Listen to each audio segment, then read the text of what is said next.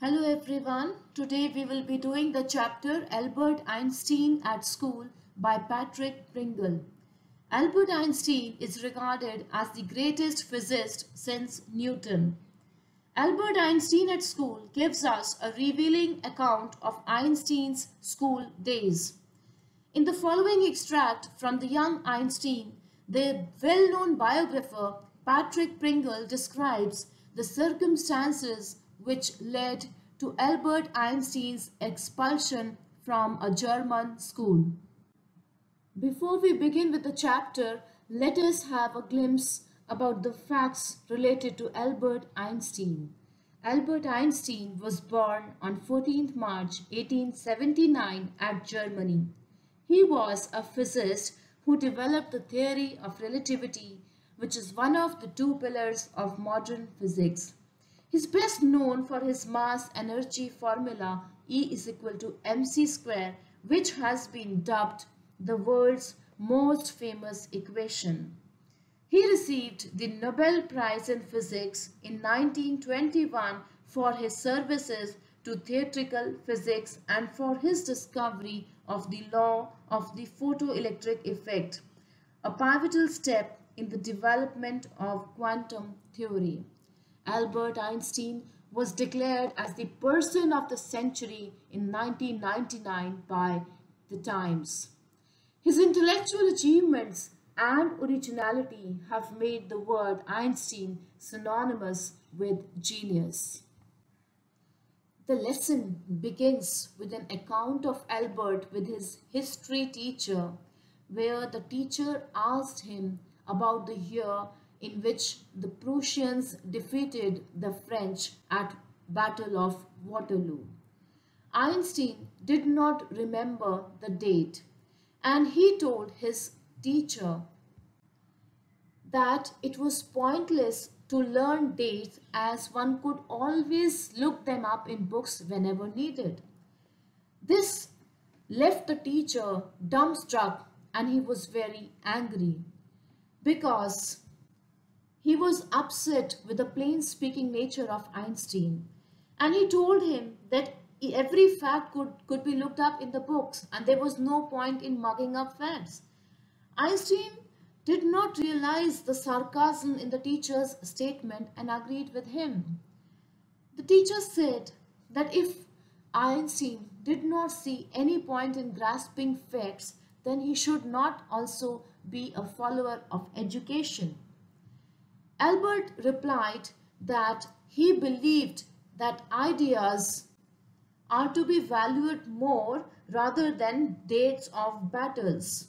The history teacher, in an attempt to make fun of him in front of the whole class, asked him about his ideal version of education.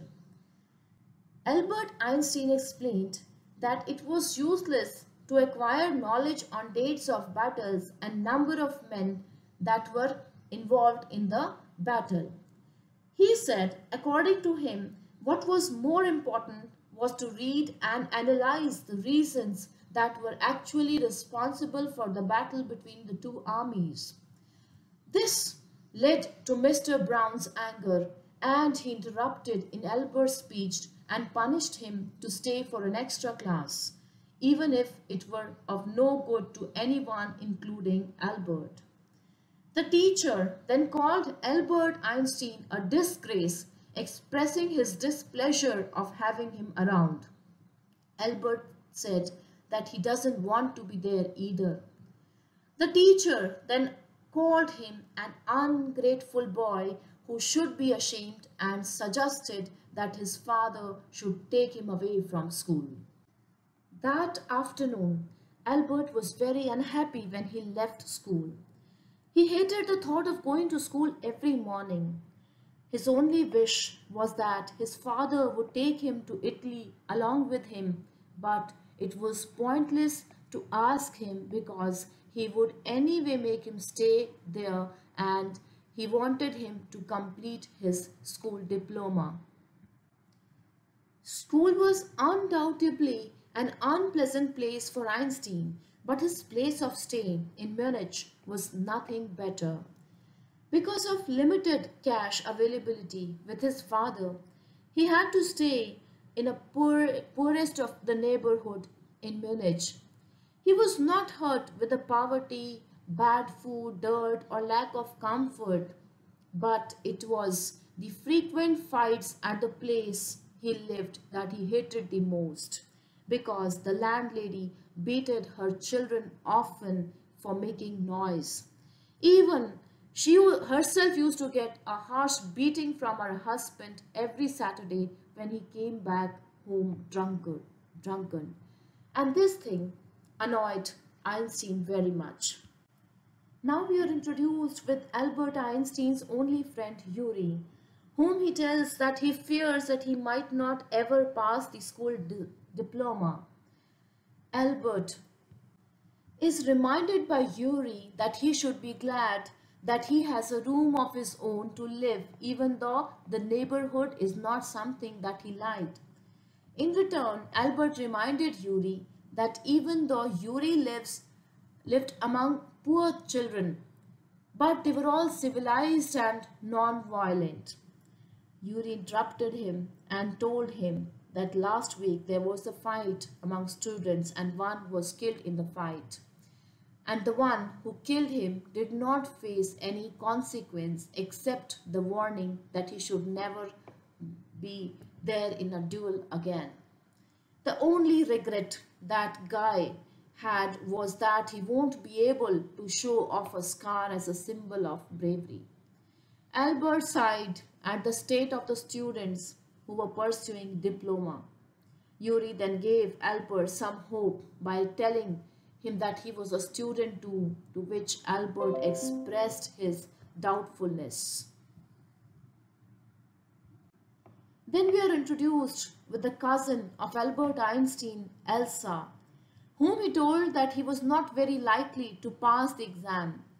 Elsa, who had come from Munich and normally lived in Berlin, which was the place of her family business, tried to convince Albert to learn just enough to pass the exam by learning and repeating facts, and told him that she had seen a lot of dull boys do that.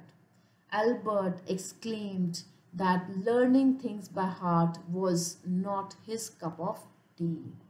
Elsa further tells him that anybody could learn like a parrot, but that thing had to be tried.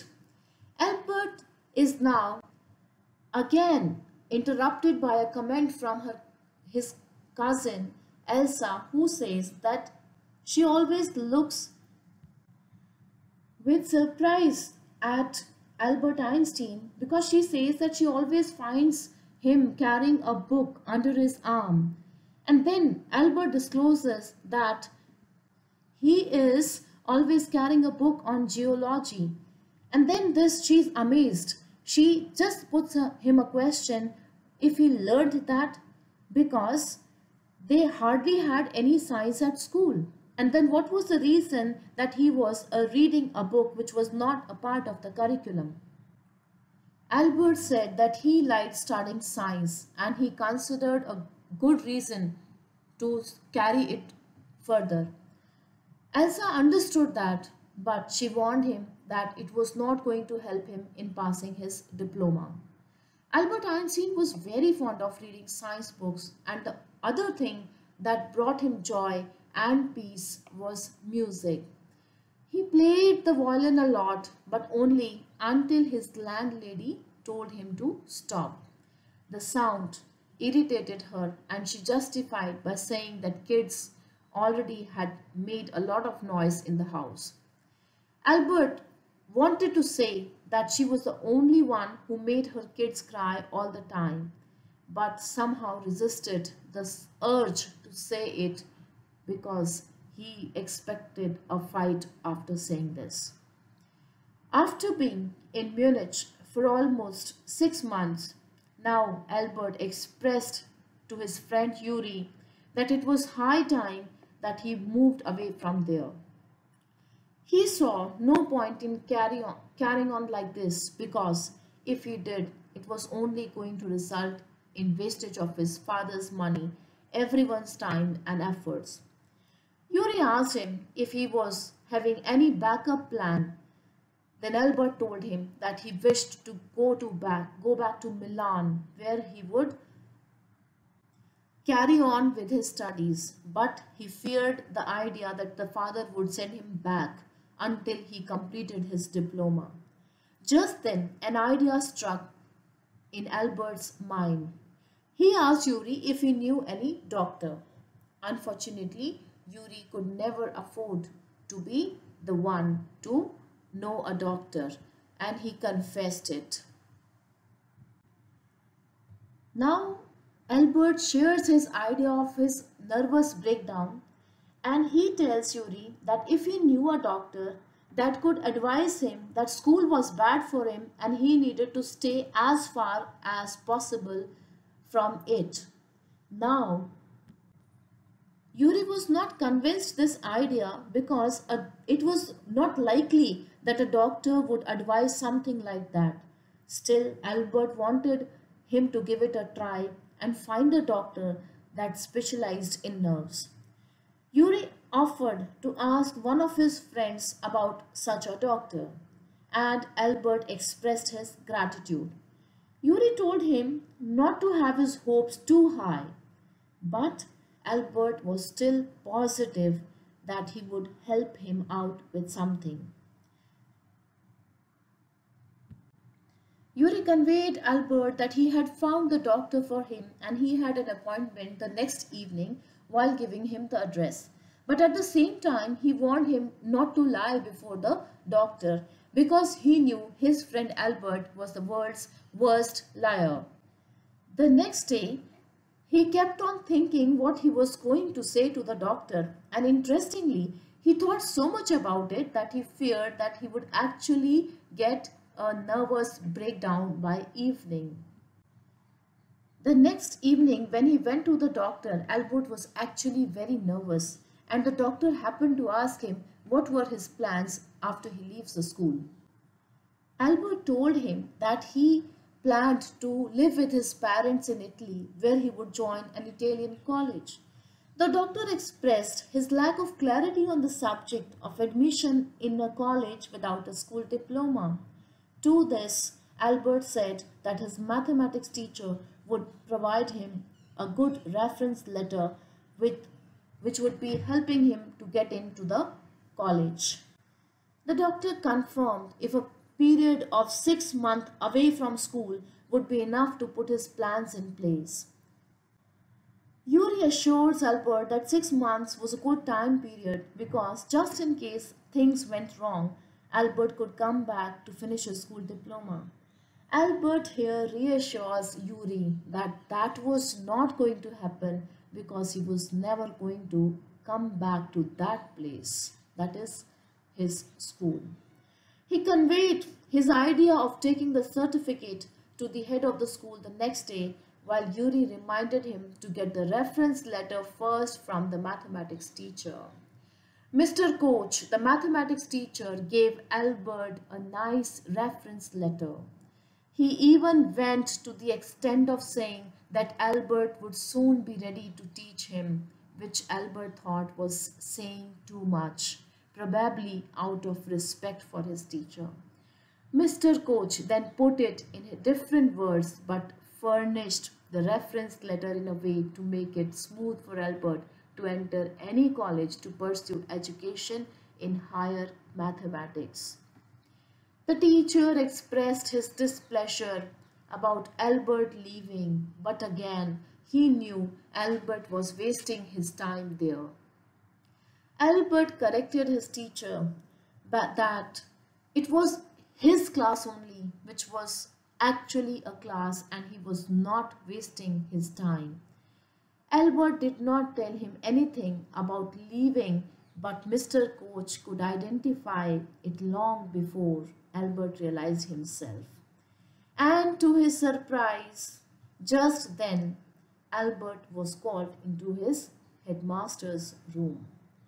He was not aware of the reason, and he was himself going to make an appointment, but he was happy at heart that it saved him of the trouble of waiting for 1 or 2 hours to meet him. Albert did not even think much why he was called into the office, but he knew somewhere he would be punished for his either poor performance or lack of interest in studies. To his surprise, when he was called into the headmaster's room, he was not punished for anything, but he was told that he was expelled from the school. The head of the school was serious and suggested that he left the school on his own instead of being further expelled from there. Albert could not understand what crime he had committed, but he was told by the headmaster that his presence was actually creating trouble for the teachers to give lessons to other students, and no work could be done when he was around. He felt that the certificate was a burning hole in his pocket, which actually meant that the certificate was actually useless now. He was anyway being sent away from the school, and he expressed that anywhere he might go, but he would never be looking back towards his school again. In his heart of hearts, he felt like telling his headmaster about the truth, what he actually felt about the school. But he resisted that thought because he knew his wish was fulfilled. He walked straight out of the school while ignoring the head teacher's instructions with his head high. He did not even look back at the place where he had spent the most terrible years of his life. Actually, he had no friends, no acquaintances whom he could bid a farewell to. He met Yuri before leaving, who wished him well and hoped he would be happy in the country he was going to. Elsa by now was back in Berlin with her family, so he had no one else to say a goodbye to. This is where Albert Einstein was let out of the school, a place which he actually hated the most. So this is a biography by Patrick Pringle that describes Einstein's struggle at school, his clash with teachers and his stay as a paying guest, his noisy landlady, and his securing a doctor's certificate that ultimately suggested a change of school. The history teacher in this chapter, when we read, we come to know, challenged this child, Albert Einstein, that the world would one day read Albert's theory of education. And history is the proof of itself, what we are reading till date. There is hardly a physicist who had surpassed Einstein's discoveries other than Newton in the field of physics. Einstein actually believed that the then existing education system was totally incapable of meeting the purpose of education. He strongly believed that learning facts and date was not education. He was against rote memorization of facts, and he was disappointed that there was no effort being made by the schools to let the students think and analyze the subjects in their school. This chapter actually focuses on insight building rather than information capturing or gathering. It also promotes the thought of freedom and inquiry of facts rather than learning facts from some books. So this chapter is all about a boy who was turned out of the school, being termed as a dull student who was misleading others, proved to be a history in himself. A man who was declared as the person of the century and who actually needs no introduction from anyone. Thank you.